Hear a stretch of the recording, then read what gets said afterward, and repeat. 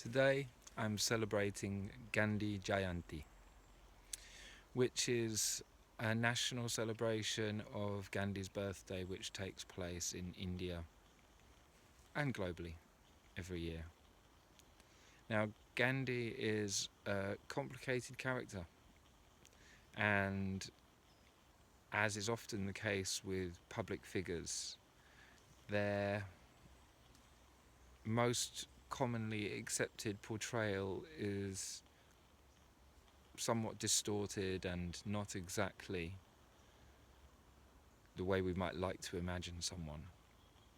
And Gandhi was a complicated person like all of us. He was, there's no getting away from it, a human being. Now, during his early life, for anyone who doesn't know who Gandhi is, then he was the leader of the non-violent movement that was seeking to liberate India from British colonialism. And he himself had actually worked for, you might say, white colonialists in his early years as a lawyer in South Africa, supporting people who wanted to enforce apartheid.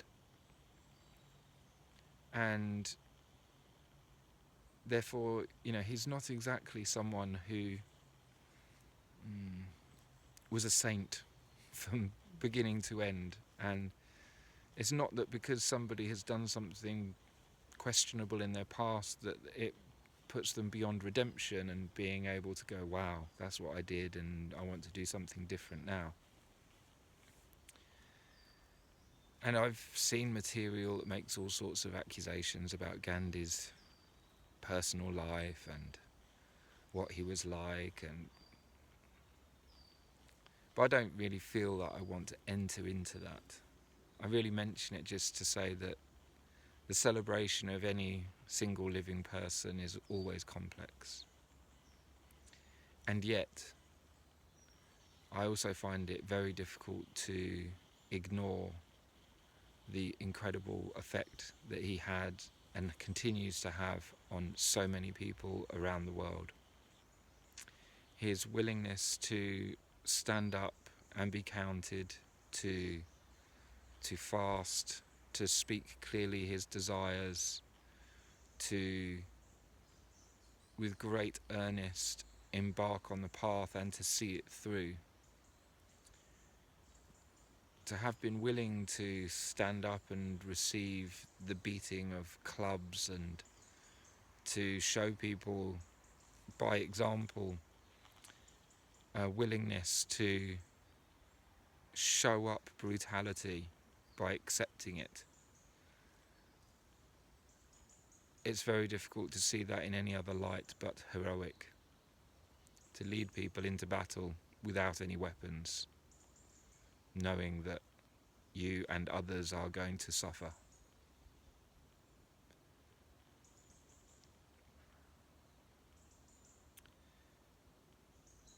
He is often held as the leading light of the non-violent movement, and deservedly so. I spent many years studying non-violent communication, and I've really wrestled with that concept and how idealistic it is and how almost unachievable it seems.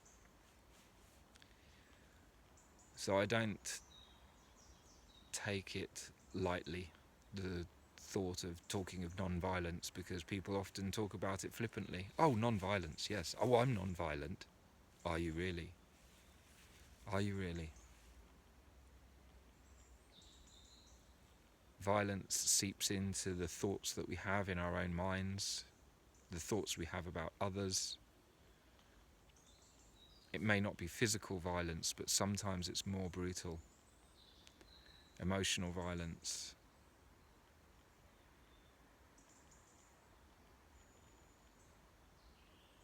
Violence is something insidious, a desire to hurt others that creeps in because of the the system in which we have been brought up. We live in violent times, and it's very hard to extricate ourselves from that.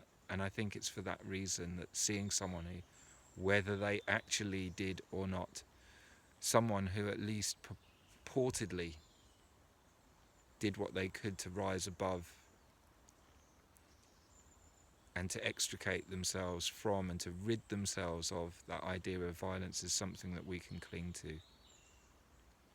Although I urge us to not cling to it too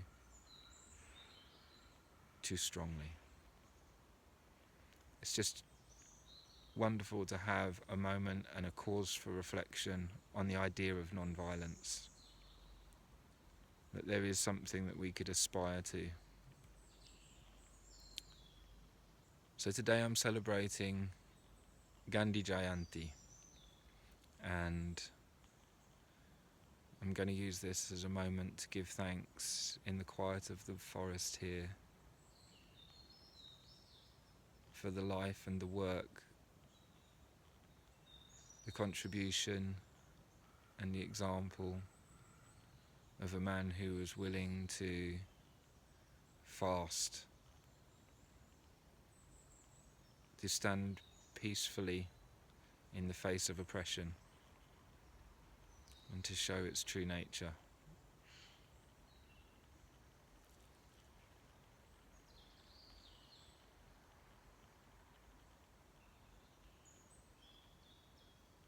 Giving thanks to Mahatma Gandhi.